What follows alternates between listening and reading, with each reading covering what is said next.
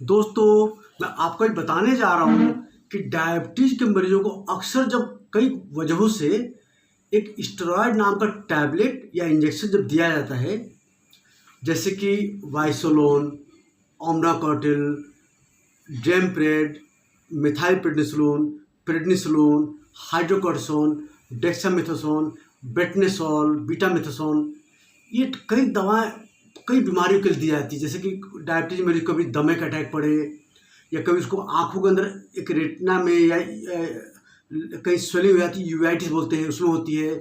कान के अंदर होता है कि कभी कभी स्वेलिंग होती है, या कभी कभी एक बेल्स पैल्सी हो जाती है, या कभी आंखों के अंदर थायराइड ऑप्थेल्मोपैथी होती है, कभी रूमेटॉइड आर्थराइटिस होती है। कई बीमारियां होती हैं जिसमें शॉर्ट टाइम के लिए 2 से 4 हफ्ते तक स्टेरॉयड हाई डोज दिया जाता है। तो स्टेरॉयड टैबलेट बड़ा ही एक लाइफ सेविंग ड्रग है, जो कि जब जरूरी है हम लोग देते हैं। बट दुर्भाग्यवश स्टेरॉयड जो है बॉडी के अंदर इंसुलिन का असर घटा करके, प्लस इंसुलिन का असर कम के साथ साथ इंसुलिन का प्रोडक्शन यानी पैनक्रियास से उसका सिक्रीशन को घटा करके, प्लस लीवर से ग्लूकोज का रिलीज बढ़ा करके शुगर बहुत बढ़ा देता है। जितना डोज ज़्यादा होगा उतना शुगर ज़्यादा बढ़ेगा। कभी कभी देखा गया कि ब्लड शुगर जिसका नॉर्मल वेल कंट्रोल था टैबलेट पे या इंसुलिन पे, जहाँ स्टेरॉयड हाई डोज स्टार्ट करते हैं ब्लड शुगर 300, 400, 500 चला जाता है। और कितना भी डोज बढ़ा लो इंसुलिन या गोली से शुगर कंट्रोल में बड़ी दिक्कत आती है। तो आज हम बताएंगे कैसे आप डायबिटीज को हाई डोज स्टेरॉयड पर भी वेल कंट्रोल कर सकते हैं, टैबलेट से या इंसुलिन से। तो थोड़ा मैं आपको डिटेल में इसके बारे में कंप्यूटर दिखाता हूँ आपको। तो हमने बोला कि डायबिटीज में स्टेरॉयड टैबलेट या इंजेक्शन लेने पर डायबिटीज कंट्रोल कैसे करिए, डिटेल में आज हम आपको बताएंगे। तो स्टेरॉयड लेने से मेन खतरा तो ब्लड शुगर बढ़ जाता है, और कभी कभी जो टाइप 2 डायबिटीज जो मल्टीपल टाइम इंसुलिन इंजेक्शन ले रहे हैं, यानी जिसके इंसुलिन का प्रोडक्शन घटा हुआ है, उनके कभी कभी एक बीमारी होती है इसको डायबिटिक कीटोसिडोसिस, यानी ब्लड के अंदर कीटोन नाम का एक एसिड बढ़ जाता है, जिससे कि मरीज को पेट में दर्द, उल्टी, सांस लेने में दिक्कत, कभी कभी बेहोशी तक खतरा भी आ जाता है। इसलिए ये बहुत जरूरी कि डायबिटीज को वेल कंट्रोल रखा जाए स्टेरॉयड लेने पर भी। तो जस्ट एक सेकंड।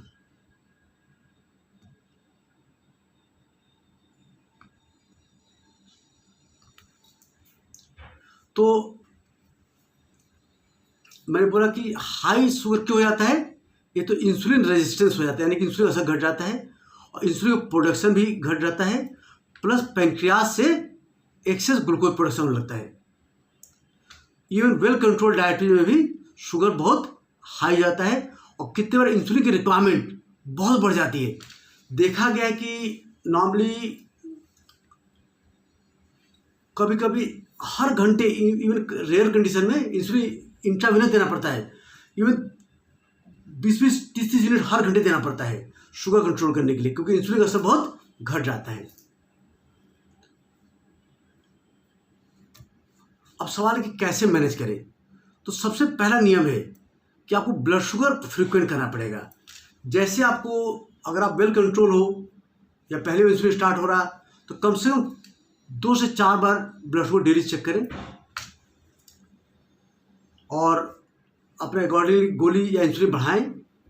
अगर 2 से 4 बार इंसुलिन देने के बाद भी अगर शुगर बढ़ा रहे, तो हम लोग एक्सट्रीम कंडीशन में हर 2.5 आवर, हर 2.5 घंटे बाद शुगर चेक करके, और अगर बार बार शुगर 300 ऊपर आ रहा तो हर 2.5 घंटे बाद शुगर चेक करिए और इंसुलिन हर बार दीजिए।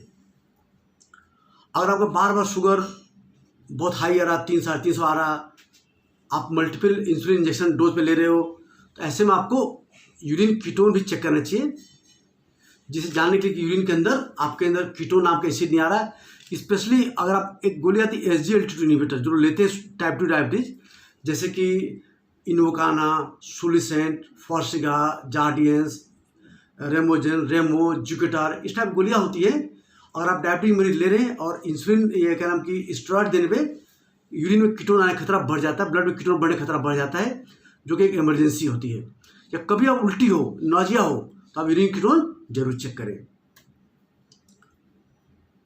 जब भी ब्लड शुगर बढ़ता है तो पानी खूब पीते रहना चाहिए, क्योंकि पानी कमी से शुगर और ज़्यादा बढ़ जाता है। तो पानी अगर शुगर बढ़ रहा तो आप वो जो एडल्ट लोग को हर घंटे 2 से 4 गिलास पानी जरूर पीना चाहिए, और जो बच्चे हैं उनको 1 से 2 गिलास जरूर पानी पीना चाहिए। आपको अपना blood sugar control target minimum खाली पेट रखना 90 से 110 120, खाने बाद 140 180, इसके बाद ब्रेकफास्ट लंच डिनर से पहले भी 140 180 और रैंडम 140 से 180। इसके बाद यूरिन कीटोन आपका नील होना चाहिए। कभी कभी डिफिकल्ट केसेस में अप टू 200 mg भी एक्सेप्ट हम लोग कर लेते हैं। अगर आपको हल्का डायबिटीज शुगर बढ़ रहा तो आप शुगर की गोली स्टार्ट कर देते हैं हम लोग। अप टू 15 mg प्रेडनिसोलोन चल रहा आपका, तो अक्सर कितने अगर वेल कंट्रोल पहले से तो गोली से ही काम चल जाता है, या हल्का इंसुलिन बढ़ाने से काम चल जाता है। पर अगर आपका जो डोज दवा की वाइसोलोन या ओमनाकॉर्टिल या जोम्प्रेट और मोर देन 30 mg ले रहे हैं, तो अक्सर टैबलेट्स काम नहीं चलता है, उनको इंसुलिन देनी पड़ती है। अब इंसुलिन मान लो अगर पहले से नहीं ले रहे हैं, तो हम लोग क्या करते हैं कि अक्सर देखो क्या होता है कि जो ये गोली होती है, एक सेकंड बताते हैं आपको, अक्सर ये जो गोली है हमारी, ये वाइसोलोन, ओमनाकॉर्टिल, जेम्प्रेट, ये क्या होता है कि टैबलेट मान लो सुबह आप 8 बजे खाया गोली आपने, तो इसके बाद ये इसका एब्जॉर्ब होने के बाद पीक बढ़ जाती है, और ये करीब 12 घंटे तक काम करती है। नॉर्मली ये 12 घंटे तक काम करती है। ये इसका पीक आता है करीब 4 घंटे से लेके आपको 6 घंटे तक। तो वाइसोलोन, ओमनाकॉर्टिल, जेम्प्रेट, इन गोलियों से मैक्सिमम शुगर बढ़ता है लंच खाने के 2 घंटे बाद। मैक्सिमम शुगर बढ़ता है। अगर आप इसको शुगर चार्ट करें तो जैसे आप गोली खाते हैं, आपने गोली खा लिया, मान लो सपोज गोली खाई आपने, मान लो आपने 8 बजे गोली खाई 8 AM, तो इसे गोली खाने के बाद करीब 10 बजे शुगर बढ़ना शुरू हो जाएगा। बढ़ते बढ़ते अगर आपने मान लो सपोज आपने 2 बजे लंच लिया, तो लंच में सडनली शुगर बहुत तेज बढ़ेगा, फिर धीरे घटना शुरू हो जाएगा। डिनर के बाद थोड़ा बढ़ेगा, और खाली पेट अक्सर नॉर्मल आता है, फास्टिंग अक्सर नॉर्मल आता है। तो मैक्सिमम शुगर बढ़ता है लंच के 2 घंटे बाद। तो इसलिए हम लोग सबसे ज़्यादा जो दवा बढ़ानी पड़ती है, इंसुलिन बढ़ानी पड़ती है लंच से पहले, मेनली बढ़ानी पड़ती है, और थोड़ा सा डिनर से पहले। अक्सर देखा अगर बहुत ज़्यादा अक्सर जो लोग स्टेरॉइड लेते हैं इस तरह के, और डॉक्टर जो नॉलेज नहीं होती है, वो लोग लॉन्ग एक्टिंग इंसुलिन देते हैं, उनको फास्टिंग लो होने खतरा हो जाता है। तो मैंने बोला कि अक्सर जो अगर आप पहले से इंसुलिन नहीं ले रहे हैं, तो अक्सर हम लोग इनको क्या करते हैं कि एक इंसुलिन देते हैं, इंटरमीडिएट एक्टिंग इंसुलिन देते हैं, जैसे कि NPH इंसुलिन या लेविमिर या ह्यूमिसुलिन N या ह्यूमन इंसुलिन देते हैं। जैसे टैबलेट खाते हैं आप, स्टेरॉइड टैबलेट खाते हैं, साथ ही इंसुलिन इंजेक्शन लगाते हैं हम लोग। और देखा है, मैं बोला कि नॉर्मली क्या होता है, कितना इंसुलिन बढ़ता है, रिक्वायरमेंट कितनी बढ़ती है बता रहा हूँ आपको। और आप देखोगे तो अगर आप प्रेडनिसोलोन 40 mg ले रहे हो, तो देखा है कि हर किलो वेट पे 0.4 यूनिट पर किलो पर डे की इंसुलिन रिक्वायरमेंट पड़ती है, या ऑलरेडी पहले ले रहे हो तो इतनी रिक्वायरमेंट बढ़ जाती है। और 30 mg ले रहे हो तो 0.3 यूनिट पर किलो पर डे। तो सपोज किसी मान लो 40 mg स्टेरॉइड ले रहा हो और उसका वेट 60 किलो है, तो 60 को 0.4 से गुणा कर दो, तो आया 24 unit per day insulin start करनी पड़ेगी। और पहले से ले रहा तो इतनी यूनिट बढ़ानी पड़ेगी। सिमिलरली अगर मान लो 20 mg ले रहा हो तो इंसुलिन रिक्वायरमेंट उसकी जो बढ़ेगी हर किलो पर 0.2 यूनिट। तो अगर 60 किलो का आदमी है तो 0.2 से गुणा कर दो तो उसको 12 unit per day insulin start करनी पड़ेगी, या पहले ले रहा है तो इतनी बढ़ानी पड़ेगी। तो हम लोग इंसुलिन नॉर्मली देते कैसे हैं? मैं बोला कि जब भी स्टेरॉइड हम देते हैं इस तरह की,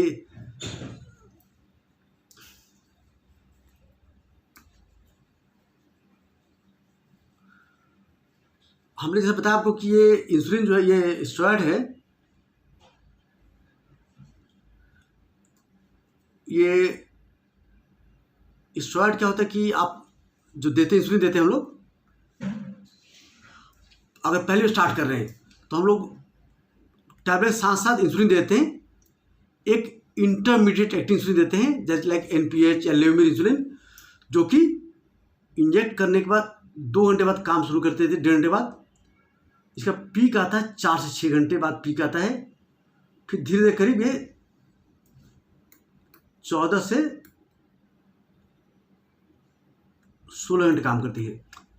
सेम अगर जो स्टेरॉइड टैबलेट उसका भी सेम था, वो टैबलेट खाने के बाद अगर स्टेरॉइड बात करो,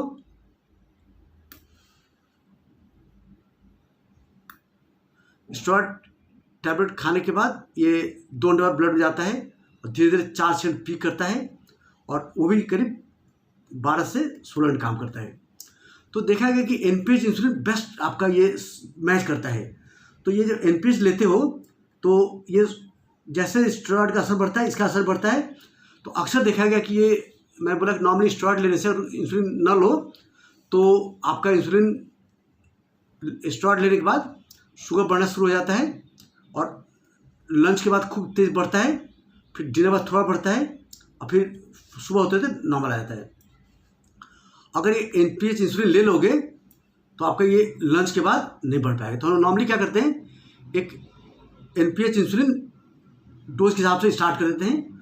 उसके मरीज से बोलते हैं कि तुम लंच के पहले और लंच के 2 घंटे बाद और डिनर के पहले और डिनर के 2 घंटे बाद आप शुगर चेक करो।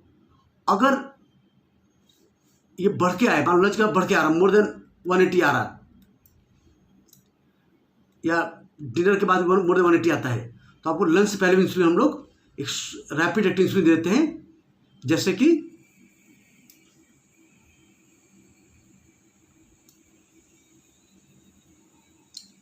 तो एक तो NPH इंसुलिन देते हैं हम लोग, प्लस एक रैपिड एक्टिंग इंसुलिन देते हैं लंच डिनर से पहले, जैसे कि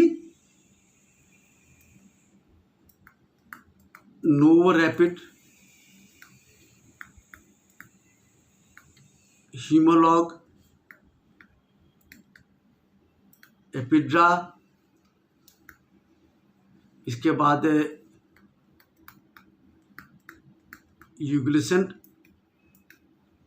रैपिड, ये सब कई इंसुलिन देते हैं। तो ये जब देते हैं तो शुगर PP कंट्रोल। अब हमने क्या किया कि देखा कि नाश्ते में लंच का बढ़ रहा, तो हम मरीज को बता देते कि लंच के बाद, लंच से पहले आप एक जो है रैपिड इंसुलिन दे दो। ऐसे काम कर रैपिड एक्टिंग करता है, ये 3 घंटे का काम, 3 से 4 घंटे काम करता है, तो लंच का बढ़ नहीं पाता है। डिनर पहले दे दो, वहाँ बढ़ नहीं पाता है। तो एक इंटरमीडिएट एक्टिंग इंसुलिन टैबलेट साथ देते हैं, तो लंच डिनर से पहले रैपिड एक्टिंग इंसुलिन देने से शुगर बढ़ नहीं पाता है, और रेगुलर शुगर मॉनिटर करके हम उसको कंट्रोल करते हैं। अगर इसके बाद भी कंट्रोल नहीं आ रहा है तो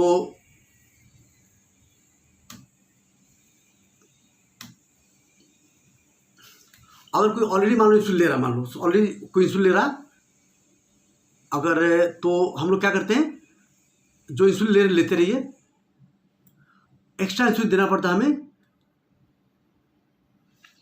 ऐसे वो लोग क्या करते हैं, मान लो जो सपोज कोई 4 बार इंसुलिन ले रहा है, मान लो कोई अगर मान लो कोई सुबह शाम मिक्सटार्ड, ह्यूमिसिन 3070, नोवल मिक्स, ये हेमोलॉजी होते हैं जो सुबह शाम लेते हैं, जो प्रीमिक्स इंसुलिन होती है, वो लोग सुबह शाम ले रहे हैं, उससे बोलते हैं अपना इंसुलिन की डोज इसको बढ़ा दीजिए, मेनली सुबह वाले डोज। सुबह डोज हम लोग करीब 10% का अंदाज बढ़ा देते हैं, 10 या 20 पर डिपेंडिंग डोज कितना चल रहा है। उसके बाद रेगुलर शुगर मॉनिटर करता है। अगर लंच के बाद शुगर बढ़ के आ रहा तो लंच से पहले और डिनर से पहले, लंच से पहले हम रैपिड एक्टिंग इंसुलिन देते हैं जो पहले आगे बताया मैंने, और डिनर के बाद देखते हैं शुगर कितना है तो यहाँ भी एक रैपिड एक्टिंग इंसुलिन ऐड कर देते हैं। और अगर कोई इंसुलिन 4 बार लगा रहा है, मान लो सपोज कोई 4 टाइम इंसुलिन ले रहा है, कितने लोग इंसुलिन 4 बार लेते हैं, ब्रेकफास्ट से पहले शॉर्ट एक्टिंग, लंच से पहले शॉर्ट एक्टिंग, डिनर पहले शॉर्ट एक्टिंग और सोते समय लॉन्ग एक्टिंग लेते हैं, ऐसा ले रहे हैं। तो ऐसे लोग क्या करते हैं, क्या लॉन्ग एक्टिंग इंसुलिन जो रात के जगह पे इसको हम लोग सुबह कर देते हैं। इसे बोलते हैं आप लॉन्ग एक्टिंग इंसुलिन रात को न लेकर के इसको आप सुबह ले लीजिए, क्योंकि मैक्सिमम इंसुलिन रिक्वायरमेंट दिन में होती है, तो ये सुबह देते हैं। प्लस ऐसे में क्या करते हैं हम लोग कि लॉन्ग एक्टिंग और इंसुलिन थोड़ा बढ़ा देते हैं करीब 10% आसपास, और ये स्पेशली लंच पहले वाले इंसुलिन डोज बढ़ा देते हैं, हम थोड़ा पहले से ऑलरेडी बढ़ा देते हैं, और डिनर पहले वाले डोज थोड़ा सा बढ़ाते हैं।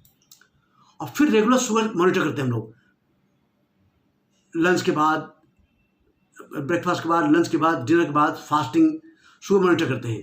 अगर शुगर वेल कंट्रोल है ठीक है, अगर इसके बाद शुगर बढ़ता जा रहा है तो फिर एडवांस केस में हम लोग क्या करना पड़ता है, अगर शुगर इसके बाद भी शुगर बार बार बढ़ा हुआ है, 4 बार इंसुलिन शुगर चेक करेगा, 4 बार इंसुलिन आने के बाद भी, specially high dose steroid placement 30 ज़्यादा है या डेक्सामेथासोन मोर देन 6 mg है, और शुगर बार बार 350, 400, 500 रह रहा, तो ऐसे में अप टू 40% इंसुलिन बढ़ाने की जरूरत न बताया जाती कितने बार। तो इसके लिए क्या करते हैं हम लोग कि मरीज से बोलते हैं कि आप फिर ब्लड शुगर हर 2.5 घंटे में शुगर चेक करिए। कैसे करेंगे, ये तो आपने उठते कर लिया, फास्टिंग कर लिया, इसके बाद आपने ब्रेकफास्ट के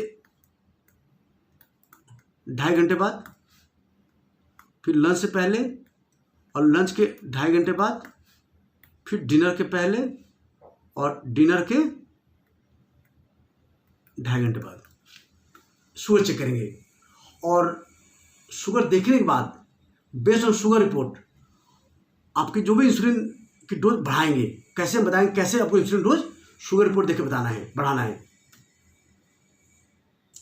तो इसमें क्या होता है कि जो भी आपका जो डोज प्रिस्क्राइब है तो लोअर लोगे आपने, प्लस एक्स्ट्रा इंसुलिन लोगे हर बार, सप्लीमेंटल एक्स्ट्रा इंसुलिन रैपिड लोगे हाई शुगर रिपोर्ट देख करके। तो अब एग्जाम्पल बता रहा हूं आपको, ये एग्जाम्पल देखो, जैसे मान लो कि हमने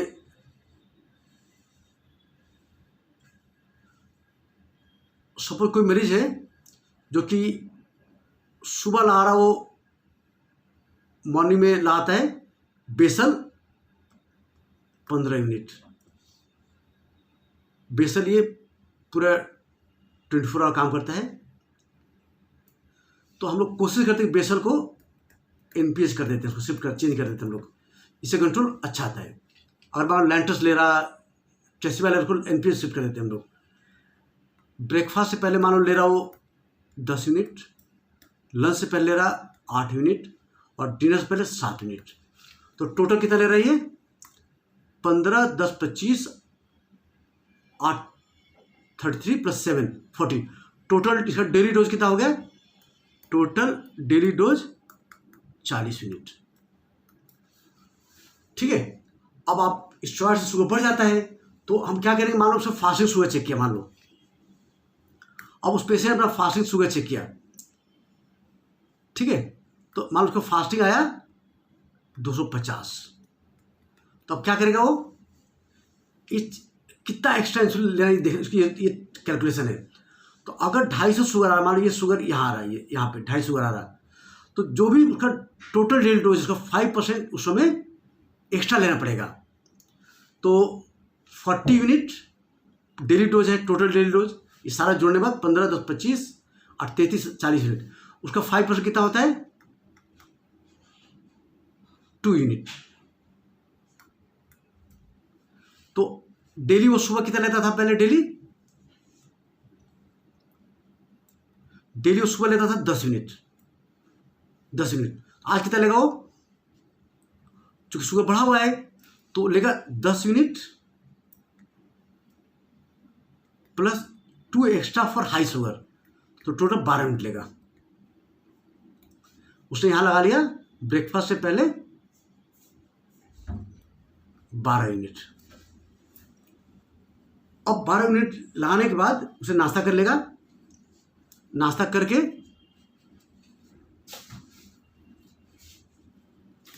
नाश्ता करने के बाद अपना वो 2.5 घंटे बाद, ठीक एग्जैक्ट 2.5 घंटे बाद फिर शुगर चेक करेगा। और सुबह अब ब्लड शुगर आ गया 300, मान लो 300 आया,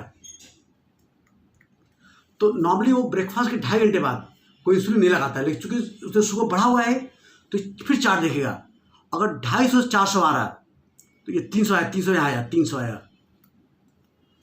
तो अब क्या करेगा? और 300 आ रहा है तो 10 यूनिट 10% एक्स्ट्रा, तो 40 का 10%, 40 का 10% कितना हुआ? 40 10% होता है 4 यूनिट। तो उस दिन क्या करेगा? यहाँ पे 4 यूनिट इंसुलिन लगा लेगा। ये यहाँ वो लड़का जो होगा, जो पेशेंट होगा, 4 यूनिट इंसुलिन यहाँ पे नाश्ते के 2.5 घंटे 4 यूनिट लगा लेगा। यहाँ से लगा लिया 4 यूनिट, 4 यूनिट लगा दिया। उसके बाद लंच से पहले फिर शुगर चेक करेगा। अब सुबह लंच से पहले शुगर आ रहा मान लो 190, लंच से पहले डेली वो 8 यूनिट लगाता है, 190 आ रहा। अब क्या करेगा? यहाँ चार्ट देखेगा 181 से 250 यानी 190 पे 5% एक्स्ट्रा लगाना है। तो उसको 40 का जो है 40 का 5% कितना हुआ?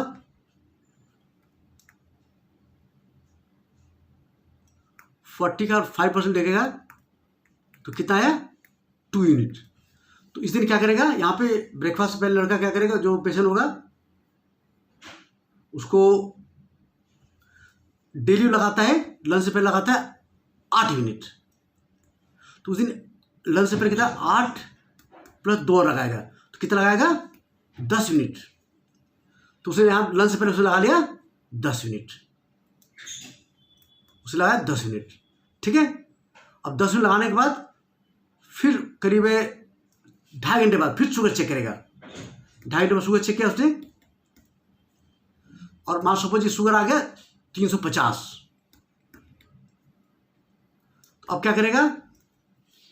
फिर चार देखो 250 से 400 10% एक्स्ट्रा लगाना है उसको।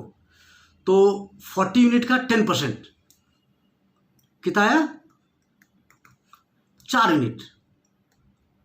तो लंच के 2.5 घंटे बाद फिर वो 4 यूनिट लगा लेगा, 4 यूनिट फिर लगा लेगा। फिर दोबारा शुगर चेक करेगा डिनर से पहले। सुबह इस समय आ गया 130 आ गया, तो चार्ट देखा 140 से नीचे, 140 से 180 2.5% एक्स्ट्रा इंसुलिन। बिलो 130, बिलो 140 कोई एक्स्ट्रा इंसुलिन नहीं है, below 140 no extra insulin needed. तो आप यहाँ पे आपने डिनर से पहले कितना लगा दिया आपने? कोई एक्स्ट्रा इंसुलिन नहीं। अब डेली लगाते हैं 7 यूनिट, तो आपने 7 यूनिट यहाँ लगा दिया। उसके बाद फिर डिनर के 2.5 घंटे बाद फिर शुगर चेक किया आपने 2.5 घंटे बाद। सपोज यहाँ गया, वापस फिर शुगर आ गया 200, तो फिर चार्ट के हिसाब से 2.5% यानी 2 यूनिट, फिर 2 यूनिट लगा दिया आपने, 2 यूनिट, आपने 2 यूनिट फिर लगा दिया। इसके बाद अगर शुगर बहुत ज़्यादा हाई नहीं है तो आप सीधे शुगर चेक करिए सुबह खाली पेट फास्टिंग में। अगर शुगर बहुत ज़्यादा हाई है तो एक बार आप रात को भी, कभी कभी रात को भी हम कहते हैं मरीज को कि एक सुबह रात को 4 बजे शुगर चेक कर ले, और अगर शुगर हाई हो तो हिसाब से इंसुलिन लगा ले, और अगर शुगर इतना हाई नहीं तो जरूरत नहीं है। आपने सुबह फिर शुगर चेक किया फास्टिंग, और सुबह मान लो शुगर आया 130, तो आप जो भी आपका बिलो 140 को एक्स्ट्रा इंसुलिन नहीं लगाना है। आप मॉर्निंग जो आप लगा दे तो 15 लगाते हो, आपने 15 लगा लिया, आपने 15 लगा करके फिर 2.5 घंटे बाद शुगर चेक किया। इस तरह हर 2.5 घंटे बाद शुगर चेक किया जब तक आपका शुगर ठीक से ना आने लगे। एक बार शुगर ठीक आने लगा तो वापस पहले जैसा ब्रेकफास्ट, लंच, डिनर के पहले और एक कोई ब्रेकफास्ट, एक बार लंच के बाद शुगर चेक कर लें और अकॉर्डिंगली इंसुलिन बढ़ाते रहें। आप समय के साथ साथ आप शुगर देख करके आप बेसल यूनिट, जो पहले बेसल 15 लगा थे, उसको 16 कर लें, 17 कर लें, 18, धीरे बढ़ाते जाएं। और ये ब्रेकफास्ट, लंच, डिनर पहले इंसुलिन धीरे धीरे बढ़ाते जाएं डॉक्टर से पूछ करके, जिससे शुगर कंट्रोल ना आए। तो इस तरह जब आप इंसुलिन बार बार शुगर चेक करके एक्स्ट्रा इंसुलिन लेंगे तो शुगर बहुत ज़्यादा बढ़ नहीं पाएगा और आपको कोई लॉन्ग टर्म कॉम्प्लिकेशन नहीं हो पाएगा। पर ध्यान ही रखना पड़ता है कि कभी कभी अगर आपने एक्स्ट्रा इंसुलिन लगा लिया, आपने एक्स्ट्रा इंसुलिन लगा लिया और खाना कम खाया तो कभी लो ब्लड शुगर सिम्टम होते हैं। तो कभी घबराहट हो, धड़कन, पसीना, हाथ कांपे, इसका शुगर आपका 70 से कम आ गया है। ऐसे में 3 चम्मच ग्लूकोज या 3 चम्मच चीनी या 1 गिलास फ्रूट जूस या कोई 3-4 मीठे बिस्किट खाएं, जिससे शुगर जल्दी कंट्रोल आ जाए। तो इस तरह आप करेंगे तो आपका डायबिटीज, स्टेरॉइड पर भी शुगर कंट्रोल रहेगा। तो ध्यान रहिए, इंसुलिन बढ़ाने से मत डरे, आप अपने हिसाब से शुगर दे करके इंसुलिन बढ़ा कर उसको कंट्रोल रखें और लो ब्लड शुगर को बचाएं। तो इस तरह में आपने देखा कि कैसे आप बार बार शुगर चेक करके, एक्स्ट्रा रैपिड एक्टिव इंसुलिन लेकर के आप स्टेरॉइड पर शुगर कंट्रोल करके आप पूरी तरह स्वस्थ हेल्दी जीवन जी सकते हैं। तो आई होप इसे वीडियो आपको अच्छा लगा होगा। वीडियो अच्छा लगे तो लाइक करें, हमारा चैनल सब्सक्राइब करें, वीडियो शेयर करें। धन्यवाद।